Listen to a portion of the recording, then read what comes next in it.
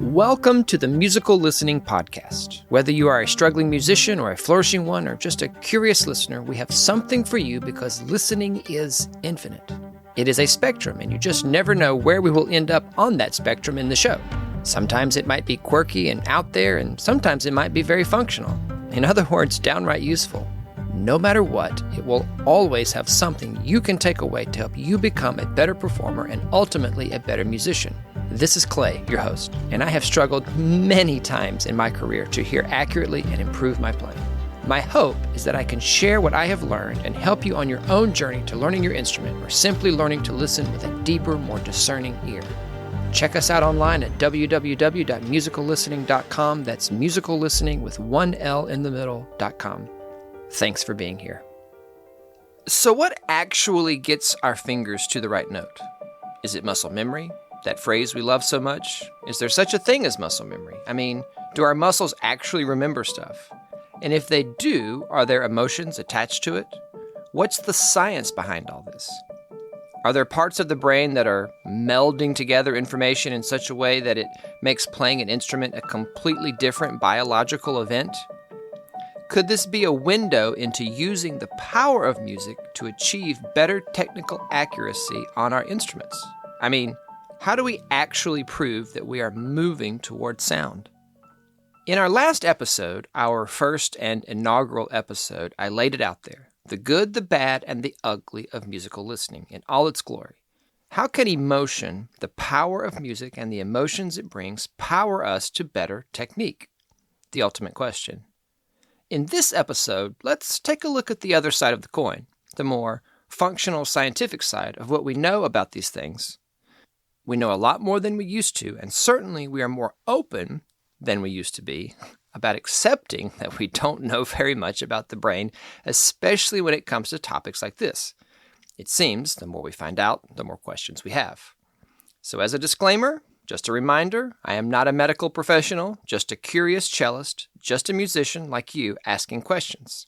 This is always my claim, since I am not a licensed psychologist or other kind of therapy-certified professional. I have questions about things I have observed in my short time on this earth that have brought me to believe it's worth all our time to start this conversation. In fact, I believe in these things so much that I say it's worth it just starting the conversation, even if it's the only thing I accomplish. I believe in it that much, and I believe it can help you and will help you more and more as we get more definitive answers. Here is a quote from somebody much more famous and accomplished than me as a performer. Take a listen, and then I will explain why it's so important. See, I always felt about the music, and the technical aspect to it. To me, it's very much together, because I know there are some musicians, some violinists, they isolate the technical aspect from playing violin and just music itself. But to me, they work hand in hand so much. So, for example, the more I get involved musically, the more technically I am accurate. That was Alexander Markov speaking about playing the violin. What makes this quote so special is one of the things Alexander Markov is famous for, one set or a piece of repertoire that he is particularly known for, the Paganini caprices. These caprices are some of the most difficult violin repertoire ever composed. So here's a violinist who is famous for playing them really well, saying, "When I am playing more musically, I feel I am playing more technically accurate." I rest my case. I could stop the podcast right there and spend the next few days chewing on that statement. It never gets old, even though I discovered it 12 years ago at the time of this recording. If you aren't familiar with Mr. Markov, I will put some links in the show notes to some of his playing, in particular the caprices I mentioned. Hopefully you will be able to visit those and appreciate along with me. And who knows, maybe he feels differently now. The video where I found this quote looks to be at least 20 years ago or more, and part of growing and maturing as a musician means that we evolve, and so do our responses to such questions and thoughts. Mr. Markov, if you are listening out there and would ever consider coming on the show, it would be my greatest honor to have you. In the meantime, we have to wrestle with the questions this statement brings. Before we do that, though, here is another quote, along the same lines, but of a completely different flavor, as in, it's still ice cream, but we are talking chocolate instead of vanilla in terms of flavor. Take a listen. Music is always confused, every note is always confused with something. Some inflection, some shape, some dynamic. So practice scales in the way that you would practice phrases. Because practicing technique separate from music, I really don't believe in.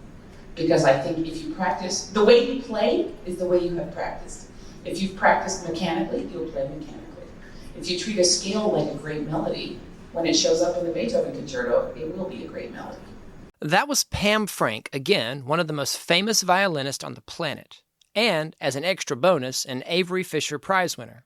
Like Mr. Markov, who was awarded an Avery Fisher Career Grant, this puts her in a special category, because the prize is only given usually to one person each year and not necessarily every year. In other words, they don't just give those things to the talent of the month, if you know what I mean. You have to know some stuff to get one of these things. I am telling you all this so you can appreciate along with me that this idea of moving towards musical sound isn't just the ravings of a middle school orchestra teacher in his basement. This idea is shared by some of the powerhouses of our art form. The idea that things like scales and quote-unquote technique, things we focus on in order to get our fingers and muscles and voices to the right place, is made better, strengthened by doing it in a musical way. And further, what Miss Frank says is very functional. It's not a neurological or philosophical or other kind of statement. It's just basic goal setting. The goal is always to play a musical performance, so why wait? We are going to come back to this, but first, I want you to go with me here for just a minute, and this is one of those places where I will venture outside my area of expertise. Like I said, I am just a curious musician, just like you, and my curiosity has pointed out a few things about the human brain and body that give me questions. For example, if it's all just muscle memory, if it really is just purely physical, why then are our sensory inputs routed all over the brain and filtered through a weigh station, a melding pot, if you will, before going to the parts that control physical motion? If that is new information for you, don't worry, it was for me too. Hearing, sight, touch, and taste all get relayed through a part of the brain known as the thalamus. Everything goes there except smell. Smell is special, and we will talk about why later. The other four, though, get routed around, then filtered through the thalamus before finally arriving in the cortex, the place that actually makes the decision to move and sends the appropriate signals to move accordingly. It's the last stop. It's the last thing to happen. Yet, when we are practicing, it's the first thing we focus on. See where I'm going with this? We sit down to practice, and immediately it's straight to the fundamentals, right? Is my arm in the right place? Is my posture correct? Is my embouchure right? Am I standing up straight? Is my hand shape correct? Etc., etc. And there is good reason why we do this. Don't get me wrong. Like I said in the first episode, it's not black and white, one or the other. There are reasons we do focus on these things. But the process of our brains appears to be the exact opposite of what our conscious selves are doing. Our brains give us options, and we always have full veto power and unfettered access to the override button. In other words, we get to prioritize where our focus goes and the path it takes to get there, which is why it can take some interesting turns. For example, a beginning cello student who is playing out of tune with a bad tone in front of a mirror, no doubt showing their bad posture, and they are ignoring every bit of that auditory and visual feedback because they are 100% fixated on a single finger making it to the fingerboard tape. There is no moving toward sound in this situation. It's just the way it is. A beautiful rite of passage in some ways, and proof that our vision is our most powerful sense. It can override everything. I mean everything. The alternative, of course, is to pay heed to the signals our brain is sending to appreciate that our brain is taking many things into account to process the input, the sound in this case, and so should we. Our brains want to know if there are any memories connected to the input, any emotions, any other items that will help decide exactly what to do with it. Instead of embracing this and harnessing it to power up our playing, we ignore it and even call it a distraction and hindrance. Fundamentals first. Learn the basics first. Fight off the other stuff and get it right. Calls into question what is right and what is wrong about playing and learning. This is the culture of music pedagogy, of learning to play an instrument or sing. We are fixated on one or two aspects of the sound when there are several more we ignore, and we don't prioritize these relationships the same way our brains do. Which brings us to smell, our sense of smell. Smell is special, so special that it will, I hope, inspire you to ask a lot more questions and think beyond what we know currently about sound and how we move to produce it. Smell goes straight to the emotions, directly, unlike the other senses. Smells enter our nose and go straight to a part of the limbic system, The limbic system is the seat of our emotions. Why go straight there? This protects us. If we smell fire or smoke from a fire, if we smell rotten food, we get strong warning signals because our emotions, the amygdala in our brain, which plays the biggest role in fear, warns us that something bad is going on. We then can act or react accordingly. Emotions first, because they are powerful helpers when our bodies are trying to accomplish something. And speaking of our bodies, we smell in stereo, true stereo. Smell information is processed, again, unlike the other senses, on the same side of the brain that the information enters on. We take it for granted that we can detect the source of a smell in three-dimensional space. You could do a simple experiment right now. Light a smelly candle, and close your eyes and turn around. You detect if the smell is on your left or right, in front or behind, even though you can't see, touch, taste, or hear it. Our senses have built into them a three-dimensional spatial awareness. That's worth repeating. Our senses have a three-dimensional spatial awareness built into them. We detect and know, are aware of sensory information out in space regardless of sight or physical contact. This is really important toward understanding this idea of moving toward sound. Just like with smell and the idea of the smelly candle somewhere in the room, we know where in space a specific sound is occurring, which explains a couple of things like how can a blind person play a musical instrument? How can I adjust on the fly what I am doing as a cellist to be in tune with the other musicians in the ensemble? There is always fine adjusting going on. You can't memorize every movement there is. You can't use muscle memory for that. It's always changing.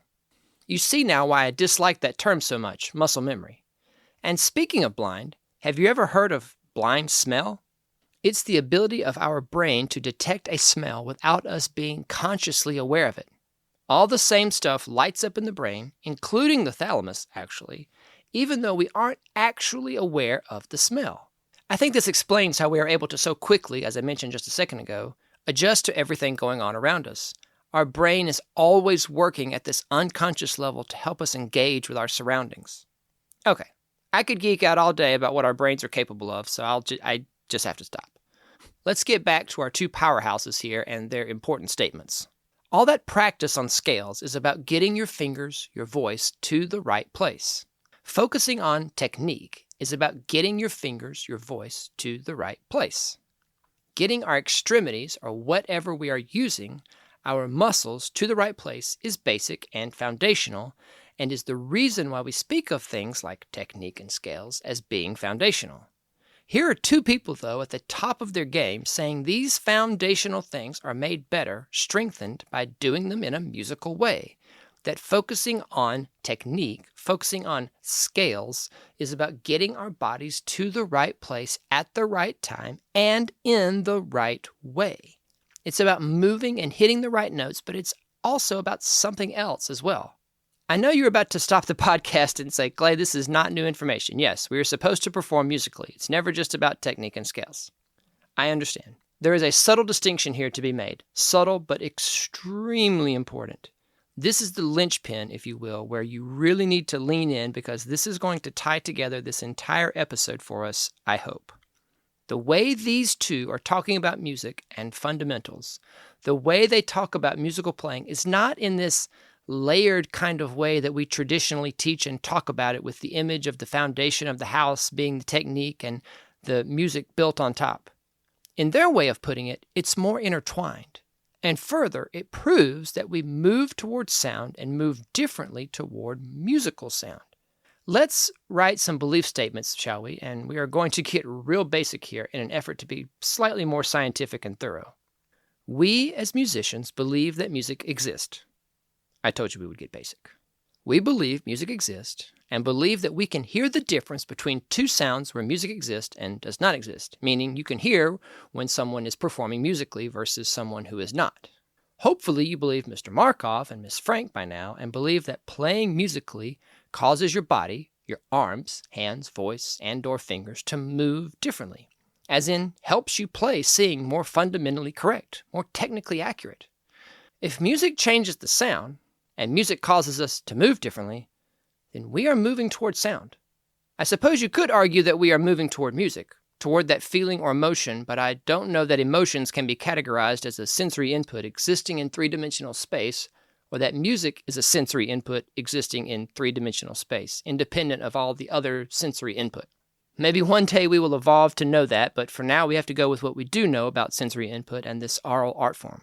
If we go with it, and I hope that you will, we have to change the way we have traditionally thought of learning and teaching music performance. We have always thought of learning as a one-way street. You go down that one-way street and pick up technique first, and then you can stop off at the music store if and only if you're finished at the technique store first. We are now talking about a two-way street. Big difference. Our two maestros that we quoted are talking about two things intertwined like DNA, two halves of a whole where the whole doesn't exist in the first place without the other half to begin with. We are biological, living, breathing creatures, and we need biological analogies, not static ones. When are we finally going to throw out the construction analogies and be done with them? They simply do not tell enough of the story to work properly. Now, I will be the first to admit, within a week of this publication, I will be back in the classroom and talking to students and will probably say muscle memory and say out loud some constructionist analogy to teach students.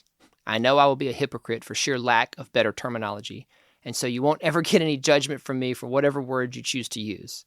It is what it is at the moment, but this is what inspires me to come here. We need a better vocabulary. We desperately need it.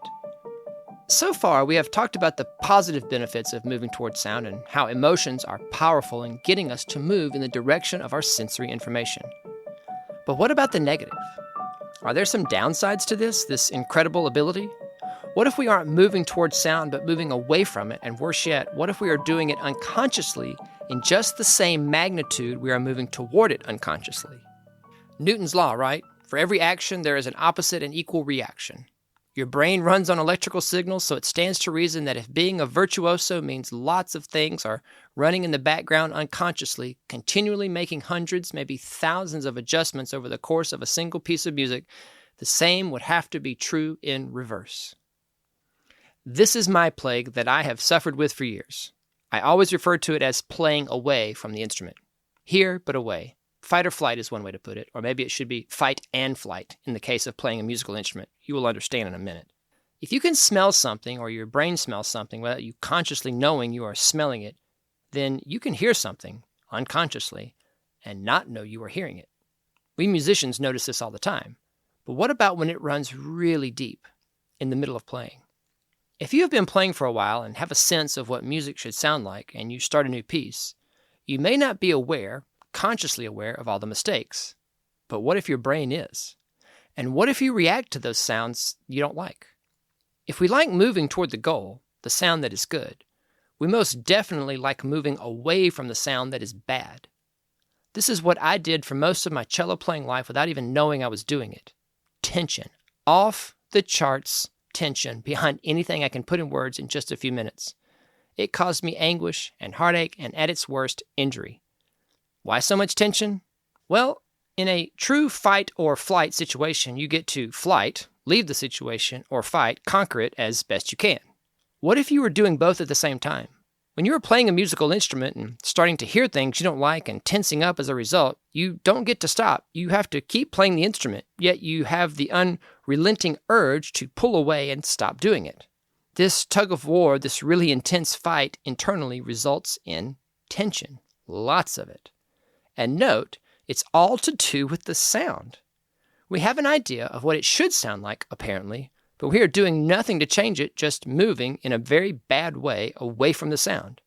I know this opens up a whole other discussion about better practice habits, which will have to wait for a future episode. What have I done personally to conquer some of this tension? Mental practice. It is the thing that has saved me. It's not one of many or a nice tool to have in my toolbox. It is the toolbox. It is the miracle drug, and it will also take up a whole episode by itself at some point. Suffice to say, mental practice reveals way more than we are comfortable admitting when it comes to moving toward or away from sound. Perhaps that is why some downplay its importance. Perhaps they are too afraid to open that box. Whether you are hitting keys on a keyboard, pulling valves on a brass instrument, fingering keys on a woodwind instrument, pressing down on the strings of a guitar or fretless string instrument, or plucking the strings of a harp, or shaping your mouth and palate to sing a note, you are moving muscles, you are contracting and releasing those muscles to get their desired result, and so we relegate these movements down to their simplest understanding because we think we are being wise in doing so. And that is correct thinking, usually. It is a wise thing to simplify. It is wise to simplify something so that it can be streamlined and efficient. But when we boil down our musical movements in that way, that is not simplification. There is a fine line between brilliantly simplifying something and just plain ignorance of the facts. If we boil down learning the basics of how to play a musical instrument to just eyes and muscles, and ears that we treat like buckets that are either open or closed, that is folly. We are biological beings with eyes and muscles and bones and tendons and hormones and subjectivity and personality and fluids and electrical signals and a nervous system, no doubt. Who knew? I will leave you with this. All this brain info I am reading to you, the book I have been living with for the last 14 years, it's a coffee table book. It came with a DVD-ROM. Remember those? Published in 2009 by Dorling Kindersley Limited and written by Rita Carter, Susan Aldridge, Martin Page, and Steve Parker. If you are listening out there, I hope you know how much your book has helped me and is changing the world, I hope. It's for laymen like me and you. It has lots of pictures. It's fun. It's all the foundational things that we need to know if we are curious about how the brain works. Stuff that is not going to change. This is not cutting-edge research published in the journal of you fill in the blank last month and here to wow you today. This information is old by today's standards. It's basic, it's old, and it's here to stay, like basic math. So when are we, as musicians, going to start putting two and two together? I could feel it in my bones. There was something going on. Thank you so much for listening to the Musical Listening Podcast. If you have questions or topic suggestions or just want to find out more, please visit us at www.musicallistening.com. That's musical listening with one L in the middle.com. And remember, it isn't black and white. It's not a magic bullet. You do have to practice. You do have to get those reps in. You do have to work your muscles and hope they have a memory of it. See what I did there? Come on. I'm trying to, not be a complete whacked out zealot, maniac middle school orchestra teacher raving in his basement. I do teach little humans every day just like you. Maybe you're not little anymore though. You get the point, hopefully, and now you know something extra. You know how powerful the sound is, how powerful this sensory information is, and how your brain is looking at it and melding it together in very powerful ways. I mean, you already knew how powerful the sound is. You're a musician, and you are listening to this. But I want you to know, though, that the sound is even more than you have ever imagined. It's your key to freedom, and it has the answers you have been looking for if you are willing to trust what it tells you. And when you mix the emotion back in there with this idea, this is when you really start finding out what you are capable of and find out that everything you thought sound might do for you turns out to be true.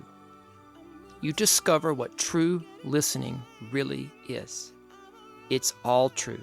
Everything you ever heard or hoped and dreamed, and it's even more than that. Take care and keep moving towards sound. I will see you next time. Just a lesson that I've learned, and so it goes. Tables turn in your